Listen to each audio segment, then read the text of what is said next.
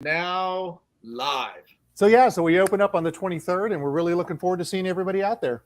Oh my God. Michael, that was amazing. Thanks so Fun. much for coming on the show and sharing everything with fans and everything. Oh man, I can't wait for them to see it. It's going to be great. You, sir, you have a good night. You do the same, man. We'll see you. Ciao.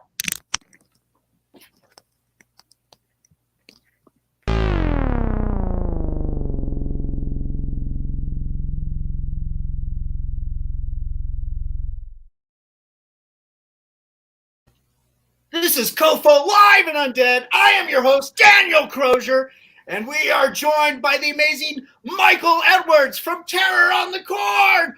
Oh, man!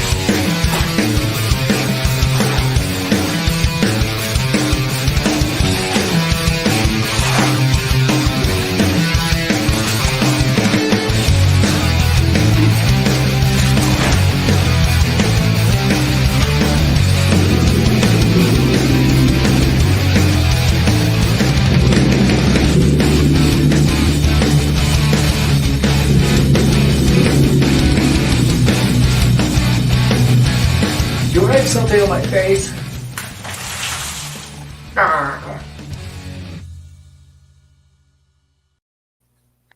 Michael, how are you, sir? Doing all right. Sadly, anybody that's watching right now, you're going, but where's Bart? Bart had a little bit of an emergency tonight that he's taking care of. Nothing bad. He's okay. Hopefully he'll jump on a little bit later, but if not, we'll just talk about him a lot. So yeah. Well, we'll see. We'll start spreading some rumors that he can't come back because he's not with us. That's right. Oh, yeah. Michael, thanks for joining us tonight on Live Undead. This is going to be our last show before, Colorado Festival of Horror next week. Oh, my God. Yeah, it's that soon. Yep, very soon. Just like Terror in the Corn, too. I mean, that's coming up really fast. Oh, man. When's your go-live date for that? Well, we open up officially on September 23rd. So it's like we have COFOH, some training, and then we're open. It's really crazy. Nice. Wow. Yeah, that sounds pretty intense. Michael, for everybody that's not familiar, can you tell us a little bit about yourself, where you come from and how you got into the haunt business? Wow. Let's see. I'll try to do the Reader's Digest version because I've been doing this for, since 1989. So a little over 30 years. Nice. Basically, I started back in Texas. That's kind of where I was born in Chicago, but I grew up in Texas. And back in 1989, I met a guy by the name of Lance Pope who was running a haunt called Haunted Verdun Manor. And I did one of those things where, hey, does anybody ever come out and help you on weekends and stuff? And he's like, oh, yeah, sure, if you want to come out. Went out and helped him a couple of days, quit my job, moved out there, and then lived with him for 3 years working on this haunt, and kind of was like the starting point for my doing all this crazy stuff. And then after I left there, I started getting regular jobs, but I always worked somewhat in the haunt industry. Okay. And I started working for Screams, which was an offshoot of Scarborough Fair. Again, back in Texas, some people will be going, I've never heard of these places. So I worked with Screams for a couple of years and went back to Verdun Manor for a couple of years. And then my buddy Bart, who started off at Verdun Manor as well, then opened up his own haunt called the Haunt House. So I worked with him for almost 7 years there. Then he sold that haunt. I went to go work with Dark Hour, which is a big haunt in Texas. And he did the same. And then just in that time, I went to work for Dan's Haunted House and a couple other haunts. And then next thing I know, in 2018, I get a call that Terror in the Corn is looking for a full-time actor manager, kind of a person to help with operations. And I came up and interviewed thinking, oh, I've lived in Texas my whole life. They're never going to hire me. What am I going to do moving up to Colorado? Right. And, but I came up here and spent a weekend with them and had a great conversation. Within a 2 or 3 weeks, we decided they'd offer me a position, and I decided I'd take it. So moved up here in February of 2018 and been enjoying it full time ever since. All the rest of the years I was working during the day in other places, let me work for big corporate, whatever. But then I finally got to quit that and back in 2018, and now I get to do this full time. And Bart, my buddy, he ended up working with Dark Hour for a while, and then he was moving all over the place. He went to Miller's Thrillers in Tennessee. Then he's up in Ohio, working at like Factory of Terror and Haunted Schoolhouse and Laboratory, big haunts. Cool. Yeah. Went back to Texas, working with Dark Hour for a while. But what he didn't understand was that for like 3 years, I was basically very persistent about them hiring him here at Terror in the Corn. Took him 3 years, but they finally did it. So I got him up here right the year that COVID started. Ooh. So yeah, it was like, all right. I was like, they hired him, and then like a week later, he moved, and then a week later, like, hey, COVID, everybody's got to stay home, even though we didn't, we still worked. But it was crazy. But anyway, so he and I have been together for like 20 years doing stuff, and I've just been doing this for a long time. I'm crazy and weird. Nice. So, which are both, just excellent qualifications to be in the haunt industry, God, you guys must be, right in the middle of, getting everything ready, getting things programmed, building stuff, it's got to be just a massive undertaking every year. Yeah, it is. I mean, we're kind of fortunate. And there's a lot of haunts that are able to do this, but then there's some that, they start up their stuff in like, June or July or even August, sometimes getting ready. We're fortunate because we get to work on it all year. I mean, pretty much from the time we close, even now we're already planning for next year, even though we're not doing anything for that stuff. We're just kind of writing notes and, getting some ideas down. But every year we tell ourselves, we've got all these months to work on it. Yeah. We're going to be non-stressed, and we're going to get up to opening, and we're going to be ready to go. And we're now at another year where we're going, hey, we opened in 3 weeks. Okay, we still got to finish this. We got to finish this. Yeah. We got to finish this. And we'll do it. Like everything by the day we open will be done and ready to go, but not without some, late nights and going. Yep. Yeah. So it still gets crazy, even with all that time. Oh, man. Yeah, it sounds pretty intense. Yeah, I remember helping friends out, putting together haunts and stuff, and it's massive, planning. Even for the small thing, it took us like 6 months of planning and building sets and stuff. Even though it's like makeshift, set up in a day, tear down in a day, and that sort of thing. But man, it sounds like so much fun. Now, Terror in the Corn is over there at Anderson Farms, right? Is that in Longmont? Is that correct? It's very close. It's actually in Erie, which is kind of appropriate.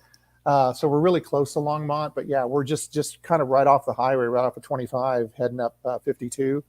Nice. And that haunt it's actually pretty amazing. I mean, Anderson Farms itself, not to brag about the farm, but I mean, it's hundreds of acres, pumpkins and just all kinds of stuff. I mean, there's so much to do out there, and they open up like a couple of days before we do. And they're open up a little bit more during the week. We're just open up like kind of Thursday through Sunday. Okay. But it's a huge place with a lot to do. And I remember the first time I went out there, actually, when I came up to interview, it was one of their days they were open, and I'm looking around going, there are thousands of people here. Oh my God, I had no idea this was such a huge operation. And the haunt, because we're celebrating our 21st year with the haunt. Cool. And yeah, it's been around for a while, but it started off as a little bit more of a, I don't know, kind of a family friendly haunt, way back in the day, when the Andersons, decided they wanted to put a haunt there. And it was a new venture for them. They had been doing the farm for a while, but haunting was a new thing. Then they brought in a gentleman by the name of Wayne Wells, and he kind of took off with it and helped it grow, but he still kept it a little bit more family friendly. It was scary, but not like really, really, really scary. Yeah. And then a couple of years before I started, they brought on a gentleman by the name of Greg Allen, and he started to massively revamp the haunt. Wayne, unfortunately, had passed away. And so they brought in Greg, and he did some major changes to turn it into, his goal was to make it a, kind of a world-class haunt. Not just like a small farm haunt. And a lot of the stuff he did was just amazing. And when I came on board, I mean, he was the one that I was working with the first couple of years I was here. And just to watch him work and to watch his ideas and it was even having been in it for a lot of years, just watching how he worked and how he thought and how he saw things was a great learning experience for me. And then we brought, Bart on board. And of course, I knew Bart was probably one of the most talented guys in the haunt industry. And since then, it's continued to grow. And the haunt itself now is over a mile long, walking through. Wow. And it's crazy. And so you talk about the planning and everything that goes into it. That there's so much. And this year, what we finally had to learn to do, because in years past, we had the problem of, while we're working on something, one of us will go, hey, I wonder if we, and then of course one of the other people would go, that's great. And then suddenly we're doing more than we had initially planned. So this year, at the beginning of the year, and Bart was the one that said, okay, look, this is what we have planned to do this year. If you have any other ideas, either write them down or keep them to yourself. And so we've done pretty well with, hey, I've got this idea, but for next year. And so it's actually helped us to stay on schedule a little bit better this year. And so we're gonna keep doing that. And because we've got enough ideas now to probably last us another 3 or 4 years of build. So I'm curious to see where we're going to be in another 2 or 3 years down the road at Terror. Nice. We're already getting a slew of comments coming in. So we've got Kim Bark Cemetery Productions saying hello all. Oh, hey. Brett chimed in. No wonder Terror in the Corn is so fantastic with all the experience. We're just goofballs. We were happy last year when Bart came by to say hi and check out the empty grave. So yeah, actually, I checked them out the first year they came up here. I didn't get a chance to go that last year, but the first year they were here, I went up and saw the guys at Empty Grave, and I don't know if they can answer the question. I think hopefully. Oh, if they say they are, great. Just let me know. Oh, sorry. You kind of freeze framed. Could you say that again? Oh, yeah. I was actually curious for Empty Grave if they're going to be open this year, because I'm hoping to get a chance to go see them. Oh, cool. Yeah. Hopefully they chime back in. And then Brittany said, "Hello, Michael. Just stop by to say hi real quick." And a couple of our actors from the haunt. They're awesome folks. Nice. And then. James Sanchez, Primo the Clown, will be there Friday the 9th. Oh, maybe at COFOH. At COFOH, yeah. Awesome. Nice. We'll look forward to seeing you there. Nice. Yeah. Oh, that'll be awesome. Yeah, thanks, Primo. So we can't, we're happy to have you guys as a sponsor on board for Colorado Festival of Horror. And, we can't wait to see all the fun stuff that you're going to bring, to our event next weekend. I can share some of it with you here in a little bit. Just something that we're going to have available for people, just so that they're aware. So. Sweet. Well, yeah. Can't wait to see what that's going to be. The with all the planning that goes into these haunts. Now you were talking about like what not to do anymore, but especially with something that takes up a square mile of space. Do you have to like sit down and do like architectural planning, anything like that? To some extent, yeah. Because I mean, the first thing that we've got to consider in everything we do is safety. So anytime that we're designing a room or a set, we're always having to design it with safety in mind. And Bart, who's again, I'm a cool idea guy. I'm really good at helping. If you need me to draw something, forget it. So when he gets his ideas and we talk about stuff, he draws everything out, and the stuff that he draws is amazing. And be very detailed, and everything's measured out exactly foot by foot by foot. And so yeah, we have to plan all that. And you talk about it encompassing a square mile. No, it's actually bigger. The actual walk through from start to finish is over a mile. Like the path you're walking, yeah, we're on like 8. I think it's almost 9 acres that the haunt actually covers. It's huge. Yeah, it is a huge haunt. It takes a while to walk through that thing. Wow, that's pretty intense. Elise wanted me to let you know that we will be there. Elise is my girlfriend. We will be there, I think, the first Thursday of Oh, great. So cool. Okay, yeah, all right. Yeah, that's like our 3rd week. I think is our first Thursday that we're open. So yeah, awesome. Nice. Yeah. So we'll be bringing out the COFOH crew and hopefully some of our volunteers too to experience all the trappings that you have. So yeah, Have a good time. yeah, that's cool. Can you tell us anything like new that you're adding to Terror in the Corn this year? Yeah, actually, we've got a couple of interesting new characters. Actually, because the storyline of the haunt, not to get into that because it's a pretty long story, but we have these two main characters that are Charles and Mildred Wells, and they're the ones that came to the town of Ravens Gulch like back in the late 1800s, and they're the ones that kind of caused the town to become what it is and what the haunt is. And actually, Brittany, who commented a little earlier, her and Jesse are Charles and Mildred Wells, and they're awesome actors. But this year, we've decided that Charles and Mildred Wells have had power for just a little bit too long. Ooh. So we've brought in a new character by the name of Dumitra, who is a witch, and she wants their power. So there is now and people see a little bit of this going through the haunt. They'll probably see a little bit more next year. But this year, the battle's beginning between Dumitra and the Wells over who actually has the power over the town. And she's one of the first characters they see as they're coming in. We've got this whole massive new set that we built that they just, as they walk into it, where they get introduced to Dumitra and then continue on through. So this massive set that we built for her, of course, is awesome.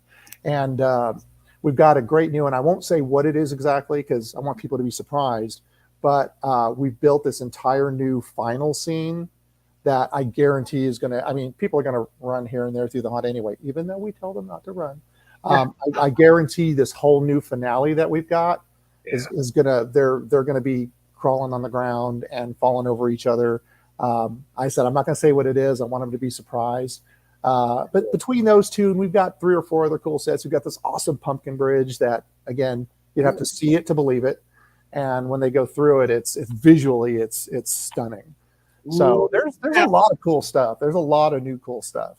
Sweet. I can't wait to come by and experience it.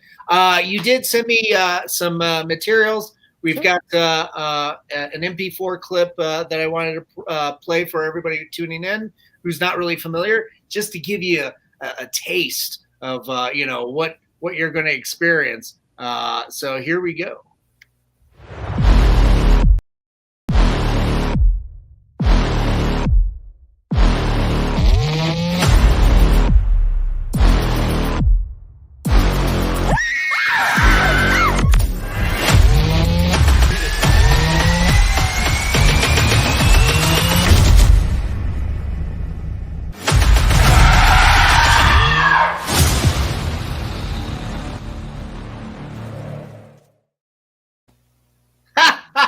Man, I cannot wait for that to open. I want to go the first night.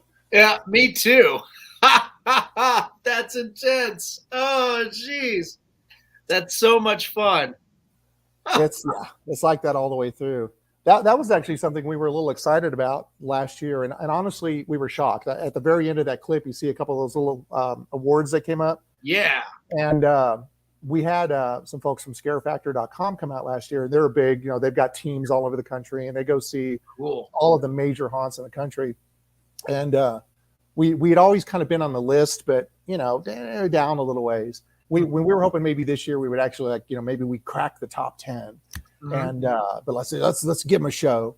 And we found, I think the third, I think we had like 2 weeks left of the haunt being open, and we debuted on the list at number 1.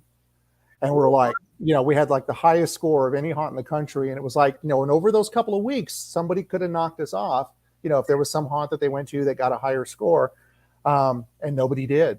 So, for 2021, we were the number 1 haunt in Colorado per them, and actually number 1 in the nation. We were actually just number 1 on the list. And I was so proud, not for me necessarily, but I was just kind of proud of our whole build team, and I was proud of all of our actors, because like our haunt's cool. Yeah. It looks great, but without our actors, right, it would just be like a cool looking spooky house that you walk through. Those guys, have worked their butts off, and in the cold and in this, you name it, trying to giving everybody a really fantastic show.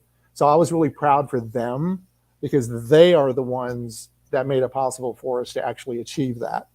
And so for any of the actors that are out there, watching this, if you watch it later, thank you guys, because it was you guys. It wasn't us. It was you. And but we were really proud of that. It was something we never thought we didn't. It was something we never really thought for sure we'd ever achieve. I mean, we're a good haunt, but there's some great haunts out there. Yeah. So it was a nice moment. Oh, that's cool. Congratulations to you and your team. That sounds amazing. Yeah. So yeah, even but that raises the bar too for this year as well. Yeah. There's another haunt that's really good friends of ours by the name of Reaper's Revenge, and they're not here in Colorado. They're up north, and great people. I mean, great friends of ours, and they actually had the #1 spot right before us, like before we got on there. Yeah. And of course, we're immediately getting notes from them. Oh, thanks a lot, guys. Thanks. But I mean, it was all. So they're like, okay, but we're coming to get you this year. We are coming to get you this year. So we're like, challenge accepted. Yeah, but, nice. But they're a great haunt. I mean, if they beat us, that would be awesome. I mean, I just want to be on the list again. So yeah. No, that's so cool. The before we showed the video, you were talking about the story elements, going into this year's haunt. And I do find that, the best haunts do have a fantastic narrative, like you would find in any film, book, or video game. I agree. A nice, connecting thread, a connecting tissue, and some kind of, story element that takes you through there, as opposed to jump scare, you're done. Right. Or you get mixes of themes as you go through, and not that there's anything wrong with a haunt like that. I've been to some great haunts that don't really have a super cohesive theme. I mean, they get the scares, everything looks great. It's a good haunt, but there's something about a story element where you follow the story all the way through that appeals to me. I mean, some customers, it doesn't matter to them at all. They just want to be scared. But for those that want that, that are like me, we do our best to give that to them. Our characters are part of this narrative that carries through the haunt. And as we build in this battle between Demetra and the Wells, again, over the next couple of years, you're going to see more and more of that. And it's going to allow us to really kind of stretch our imagination a little bit to the types of creatures and things that we can have in there. Because the witch brings a whole new spin as far as the types of things, creatures and monsters she can bring to the haunt. So it'll be interesting to see, who gets into that. Oh, that's cool. Getting a few more comments. It looks like another one of your actors. Hi, Michael. Can't wait to start my first year of Terror in the Corn. Looking forward to working with you guys. Can't wait. Oh, cool. Yeah. How many actors do you have in this thing? Quite a few. It's probably not as many as some, but I mean we're upwards in, I'd say probably between 75 and 80. But this year, actually, I think we're stretching it a little bit further. So we've got I think we've got over 150 people hired now, and some are actors, some are security, some are others. So there's going to be some nights where it's going to be probably 80, 85 actors in the haunt, and they're all awesome. Every single one of them is awesome. That's amazing. When you're working with actors too, I'm sure there's just lots of scripted rehearsals and everything that you kind of got to work through. Some lines, but not always a lot, right? Yeah, some I'm trying to think how to put, like, actually working with the actors is probably one of my favorite parts. It's like, because that's that's what I did a lot of. I did a lot of line acting. I love actually being able to act.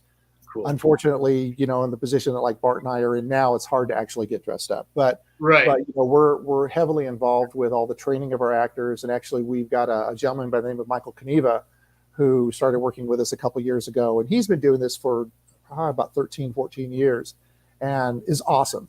And so he's starting to take over a little bit more of the actor side of it. He's going to be our house manager this year. So he's handling a good portion of the training, even though we're going to be involved.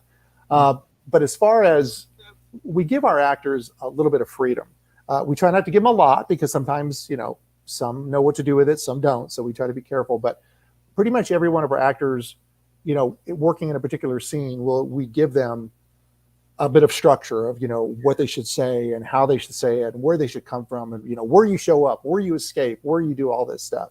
But every group that comes through is very different. So we do give them a little bit of freedom to some extent to change it up a little bit based on the group and how they react. If you have a group that comes through and, you do a scare and they don't get scared, don't be afraid to go for a little bit of a laugh if you can. Because if you get that little bit of a laugh, and we don't tell everybody to do it, the first thing you do is scare. But if it doesn't, you give them that laugh, then all of a sudden they're relaxed. So when they go around the corner, they're like, oh, wow, when they see, so we give them a lot of structure, but we give them a freedom to kind of, expand from that. Yeah, that's one of the beautiful things I think with horror and going for that scare is the humor, is right along there for the ride, Absolutely. It's they run parallel to each other's. I always love it when I freak myself out by seeing like in my peripheral like the silhouette of a person and like, oh fuck, and then turn around, it's like, oh, it's it's just a shadow, or it's or like it's my girlfriend's dress mannequin or something like that. Because then all you can do is laugh at yourself. It's like, oh yeah, one of those things. Well, I will tell you that most of the acting that I've done has been as a line actor. I work cue line a lot because honestly, if you put me in the haunt, like I can show people how to scare, but I'm not that good at it. Like if I try to do it myself, like my timing is not the best. However, if you put me in a queue line and I have to talk to people all night long, that's where I shine, because nothing is more fun than insulting people in a line all night long. Ooh. And it's so much fun. As long as you know that level, like what you can insult, what you can't, you learn, what lines not to cross and everything. But man, you can really insult some people and have a really good time with it because all their friends think it's hilarious. That sounds like a really good training ground for stand-up. It can be, actually, oddly enough. Yeah. Now I've never tried stand-up and I never would, but it actually would be, because it really enhances your improvisational skills is what it does. Yeah. So, you got to be quick on your feet, so if somebody just spouting from the script, man, they're going to sink pretty fast. They got to be able to duck and weave and innovate. Oh yeah. Cause you sit there and look at what people are wearing, what people are, and if you're, you don't have to be ready, but just something pops out, and the more you do it, the quicker you become. Yeah. So, and some of the actors in the haunt get to do that a little bit, but not as much, because you're not interacting with a customer but for more than just a few seconds, as opposed to sometimes, several minutes in a line. Right. Looks like Sarah chimed in. Can't wait for you and your team to see the new changes out at Terror.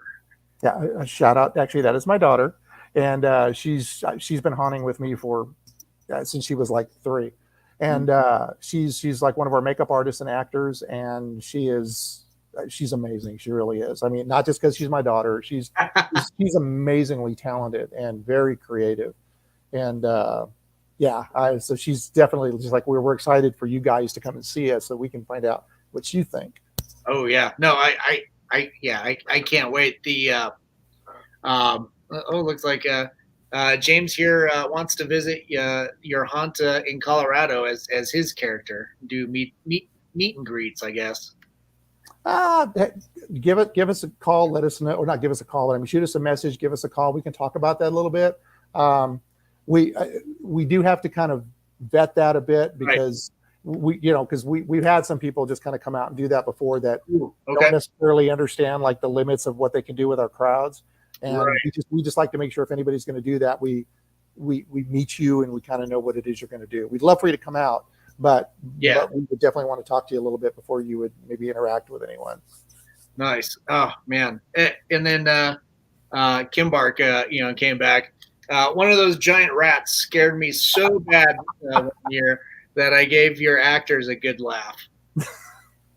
I'm sure we probably talked about you. We probably have you on video. Oh yeah, even better.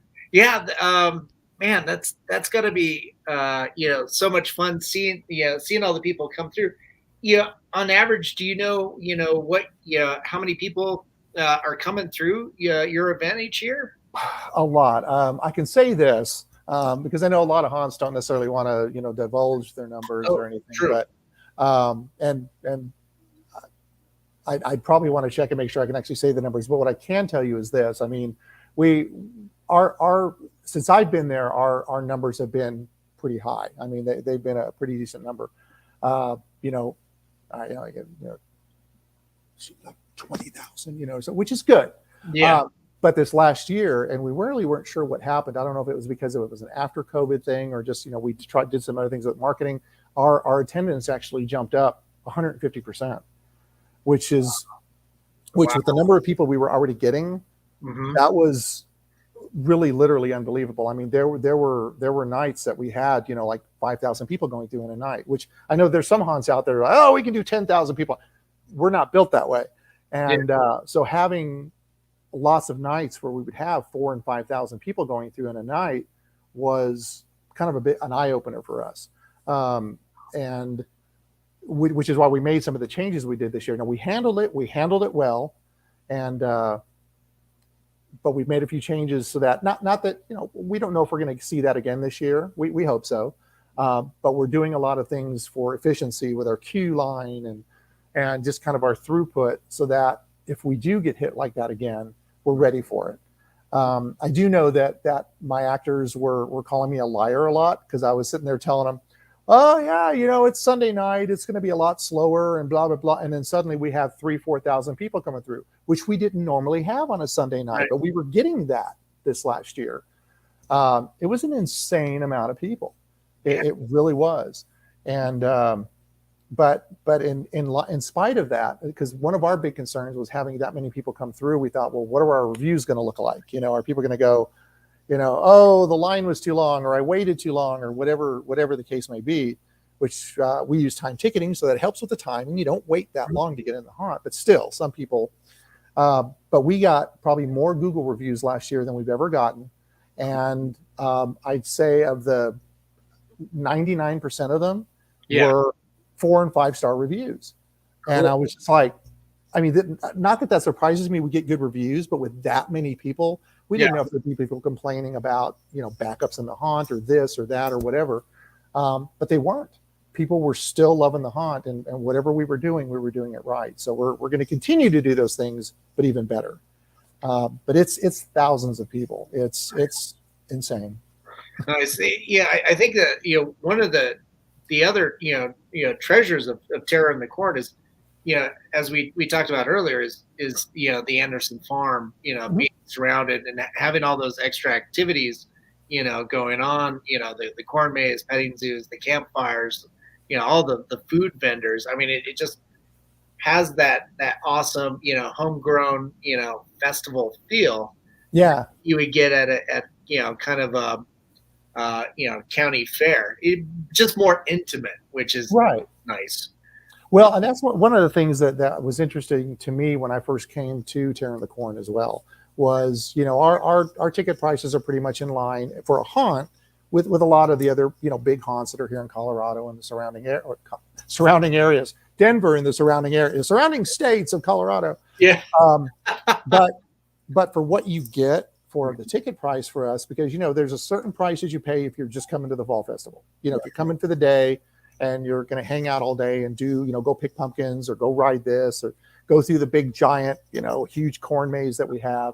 But if you buy a ticket to Terror in the Corn, that also pays for your entrance to the fall festival. So going to the haunt just costs a few dollars more than just coming to the festival. So it's included in that. And from what I've seen in the past, not a lot of people take advantage of that. You can come during the day, enjoy the fall festival, and then take the little kids home if you don't want to take through the haunt, come back and go through the haunt. So if more people took advantage of that, of course, our numbers would go up, and we'd probably start panicking again. But you do get a lot for for the price of admission, really.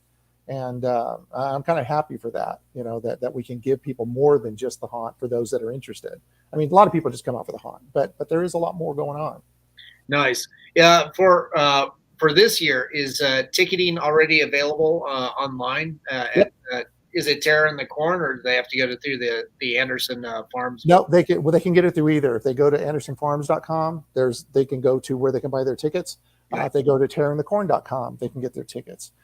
Something else that we're doing again this year that we started doing last year is we've been working really close with Spirit Halloween, the stores. Yeah. And so what we started doing last year, and we're doing it again this year, is if you go to Spirit Halloween store, they've got cards that have a code on it. Cool. That is a coupon code. Yeah. And they, if you use that coupon code, you get $2 off of every ticket you buy. Plus, if you use that coupon code, we also give $1 to Spirit of Children, their charity. Cool. So, if you buy 5 tickets, you get $2 off each ticket, but then we also turn around and give $5 to Spirit of Children. Right. So we're hoping to have like thousands of people use those, and then we can, give a good amount of money to this really awesome charity, because we really looked into it, and they do a lot of good stuff. And the people we work with are awesome. And it's pretty much every Spirit store within, I think, like a 70 mile radius. I think there's like 20 stores that we're in. And then if they happen to be out of cards, don't worry, because on the little standee is the code. You can snap a picture of the code and you can still use it. Just go online, put in that code, save your $2 for each ticket. Nice. And also we give money to the charity. Nice. Oh, that's awesome. Yeah. God, it sounds like it really takes a whole village to erect, one of these haunts. Yeah, I remember the last time, before COVID, I think it was 2019. Elise and I went down there, and we weren't able to do the haunted house, but we did go through and do the zombie shoot. Yeah, the zombie paintball hunt. Yeah, that was absolutely ridiculous and so much fun. I'm sad to report zombie paintball hunt is no more. Oh, no. Last year was the last year for it. Oh. So it's a shame. I mean, it was a fun event. A lot of people really seem to love it. They really seem to love shooting at our actors. but that's what it's for. But no, there was a lot of business considerations. Like we had a big meeting about it this year and talked about the viability of continuing to do it, cost versus, there's a lot of business stuff. Right. And so the decision was made that it's no more. Oh. And however, don't quote me on this, because this is the plan, and I'm hoping this will still happen, is next year, some of the new buildings that we built are going to be moved, and the hope is to actually set up a giant shooting gallery. Ooh. So basically you'll still have this whole like kind of army base thing with a couple of buildings, and so there'll be stuff going on. But just like the smaller shooting gallery we have, that's more for families and stuff. Yeah. This will be like a cityscape almost, where you get up on the trailer and you shoot at stuff. But we're also switching from paintballs to jelly balls, because those have become very, very popular, and they're a lot easier to clean up. So yeah. That is in the works for next year. Again, whether or not it happens next year or the year after, I couldn't say, but it is in the current plan for next year. Right. So there'll be a form of it. It'll be a little different though. Okay. So sorry for that. But that's good to know that you're working on new different attractions, kind of rotating some of the old stuff out. Yeah. Yeah. So, but it's nice though, because we've been kind of now focusing all of our attention on the haunt, which allowed us to kind of go a little crazy with it this year. So, man, that's pretty awesome. I mentioned us coming out. I know I've pitched to Brett a couple of times. It's like, hey, why don't we do an event at the Anderson Farms, or something like that, where we have a couple of horror guests and stuff and make a day out of it. Give us a holler. Yeah, I'm sure we could. I'm sure we can work something that to have you guys come out and do that. I mean, it's just you guys would have a blast. There's so much to do there during the day. Oh, yeah. It's and then of course the fire pits at night, which So is like we're not even open yet, and I think a ton of our fire pits are like already almost sold out. It's crazy how popular they've become. that's why at least jumped on as soon as they became a Oh, good, okay, awesome. Yeah, she made sure to jump on because she's like, we're not missing this. So last year we made it by the skin of our teeth. We weren't sure if we were coming or going, with all the COVID stuff. But yeah. So everything seems to be back in full swing now. So we're super excited. Michael, just kind of getting back to you like personally, growing up, what were like some of your biggest inspirations for doing what you do now? Well, let's see.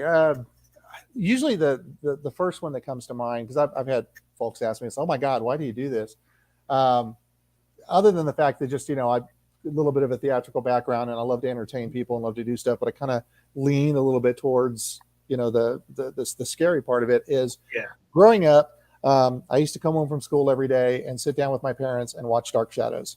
Ooh, yeah, which was a soap opera. Yeah, but it was a soap opera with vampires and werewolves and Barnabas Collins and oh my God. So I came home every day and watched Dark Shadows, and so that was probably the first biggest influence.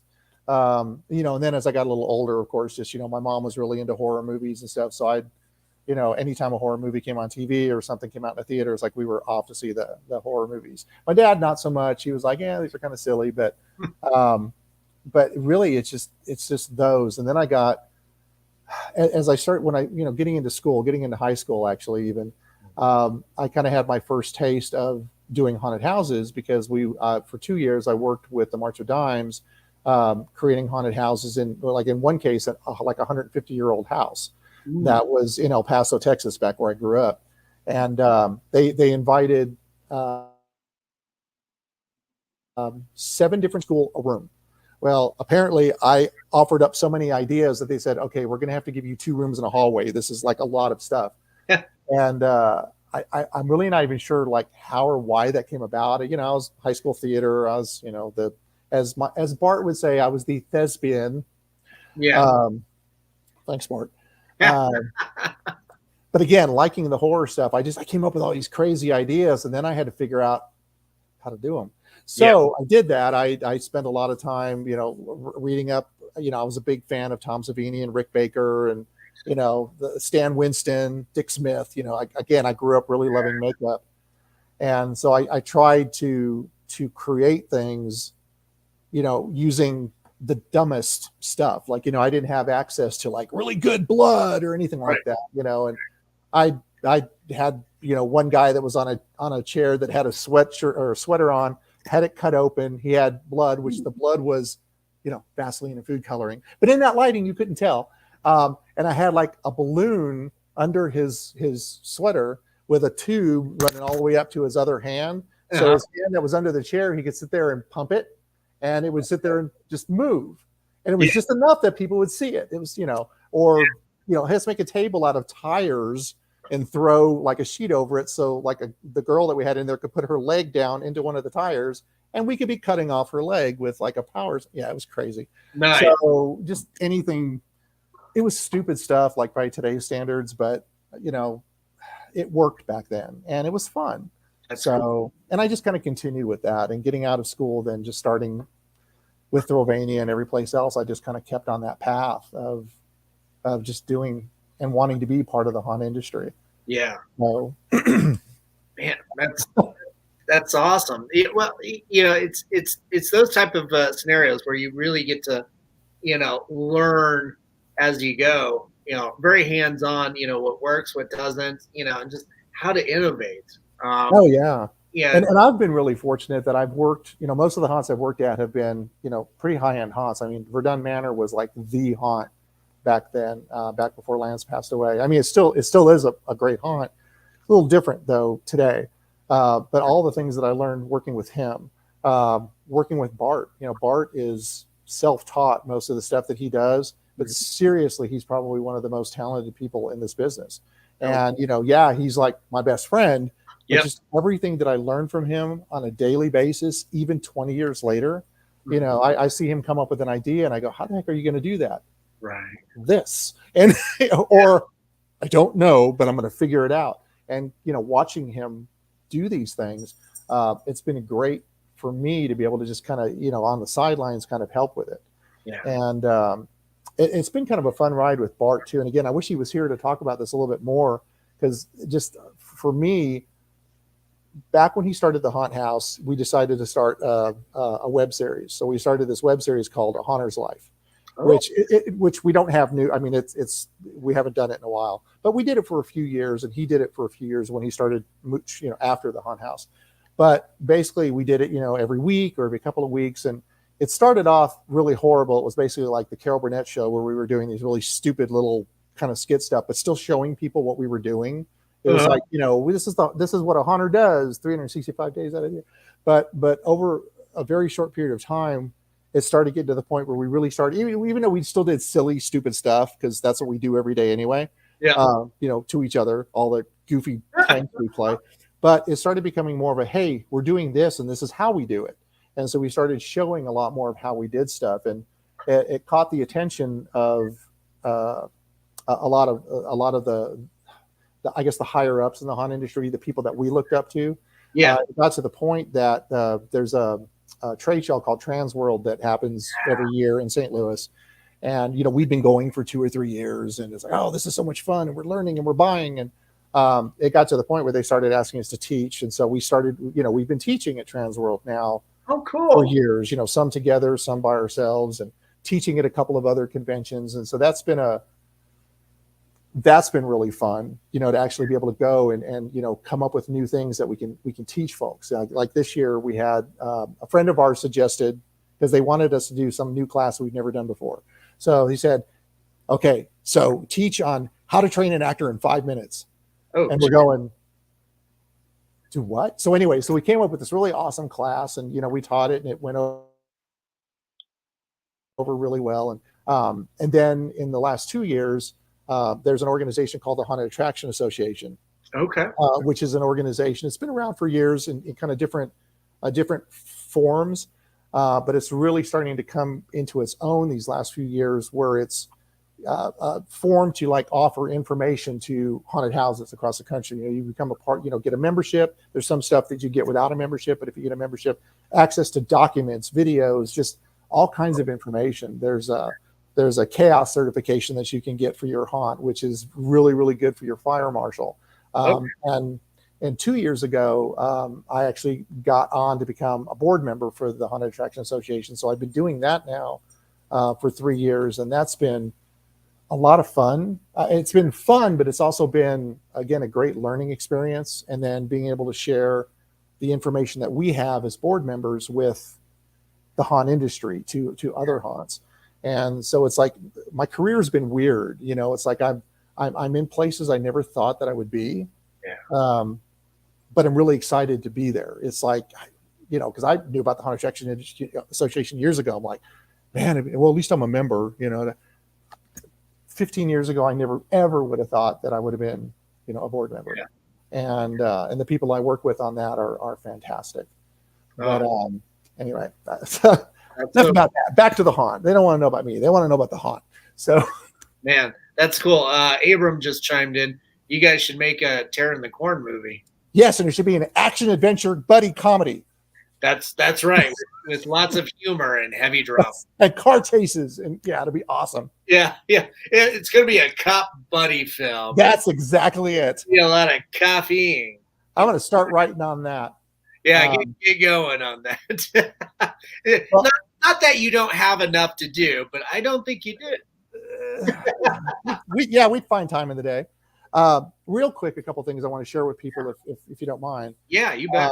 Something that we started doing this year, and this is for our actors actually, is we've always wanted our actors to feel like they're part of a community, and not just, oh yeah, you come work with us for 6 weeks, and then what's your name again? It's like we and actually I say we. This was Bart's thing that he came up with that he wanted to do. And it's a couple of other haunts have done something similar, but we have created the Fright Squad, which is Terror in the Corn, the Fright Squad.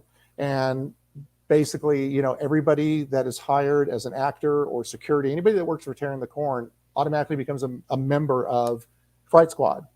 And we have got so many things planned over the next couple of years. I mean, everything from our cast parties that are going to start offering, you know, better prizes than we've ever offered before, giveaways for all of our actors, patches and things that they can put on their jacket after they get their Fright Squad patch. We're going to do a bunch of off-season events as far as, you know, some will be workshops, some will be like a movie night, which we've done a little bit of, but we're really going to start going into it a little bit heavier next year. But sometimes our actors, I don't think they realize how important they are to us.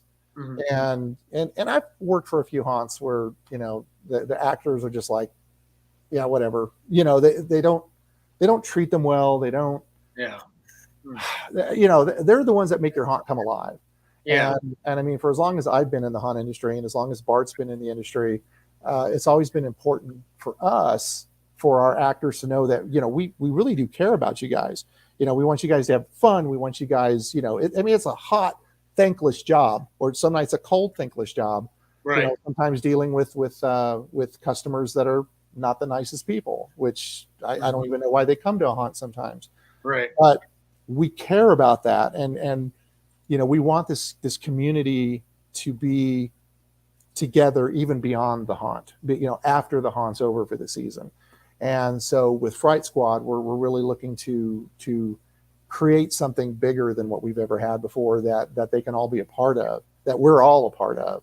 Right. And I'm excited to see where that's going to go in the next couple of years. So for people that are thinking about coming to work for us, I mean, we're pretty full this year, but I mean, you know, there's always next year. Check us out early. It's a fun place to work. It's hard work. It's very hard work. Yeah. But it's fun. It's a lot of good people. So Fright Squad. That's super cool. The yeah, well, and I'd imagine with you know, your actors too. You got your builders and you know, your makeup guys and costume guys too. I mean, it really does take a massive undertaking. Yeah, I gotta throw a shout out to Dylan Dreiling. He's our tech director, and he's been working tirelessly getting all the lighting done and getting, you know, all the stuff that he does, and he's out there with us. You know, Bart and myself and Dylan are out there full time all year working on this. You know, Michael Kneva, who I mentioned earlier, has been working hard. You know, my daughter Sarah and a couple of other people, Sophie Mercer. We've got a couple of people that are now starting to come out. They're painting and they're doing sometimes thankless, really crappy jobs. But I mean, but then they're also getting to do some artistic stuff. Some of the stuff with the new set for Demetra they've been working on the last few days, with, you know, these vines and all kinds of crazy stuff. And so we've got some really talented people that are coming in and helping us, and it's kind of exciting to see that and to see them kind of grow with our team as well. I don't know. There's a lot of fun in that, and it's nice when people come out and want to work with us. You know, we can't let everybody come work with us, but you know, it'd be too many people. But the few that can, it's great. Oh, that's awesome, Michael. We're winding down on time. Yeah, I can't remember. Did you have something you know, before that you wanted to share? Yeah, I'll be real quick about this. It's something we're going to have at COFOH, but so real quick, I'll try to make this again, Reader's Digest. So last year we started something called the Platinum Pass for people that come out. It's a $125 ticket, but for the $125, and this is really great on those really busy nights where there's like 3,000 or 4,000 or 5,000 people there, you get immediate access to the haunt. I mean, we kind of treat you like royalty. You're walked all the way to the front of the line, you get the rules and you go in. But this year, as part of that, you also get what is called the Terror in the Corn swag pack. I don't think you can read it because it's too bright. But anyways, the swag pack. All right. And so with that, you get, let's see, you get an awesome sticker. You get an awesome magnet. You get this cool koozie. You get this really, really cool keychain. You get this really awesome Terror in the Corn lapel pin. You get, let's see what else you get here. Oh, You get this little phone wallet, Terror in the Corn phone wallet, which sticks on the back of your phone, and you can put credit cards in it. Nice. You also get, okay, this is the fun one. You get the Terror in the Candy Corn wax melt, which is from actually my wife. Which, by the way, happy birthday, Sally! Today is my wife's birthday, and happy birthday! We do this on her birthday instead of taking her to dinner, which I'm going to do. We're going to a nice dinner this weekend.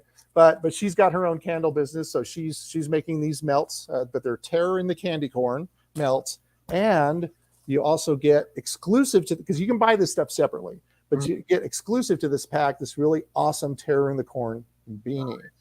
So it's a $52 value, and so you get that as part of your Platinum Pass ticket. But if you don't want to get a Platinum Pass, you can buy the swag pack separately. $52 worth of stuff if you buy it all separately for $40. Nice. Now at COFOH, and I'm not going to tell you the price yet. We're going to do a show special price that's going to be for COFOH only, and it's going to be under $40. And we're going to be selling some of these out there. So if anybody wants to get one of these packs for under $40, again, $52 worth of stuff, exclusive beanie that you can only get in the swag pack.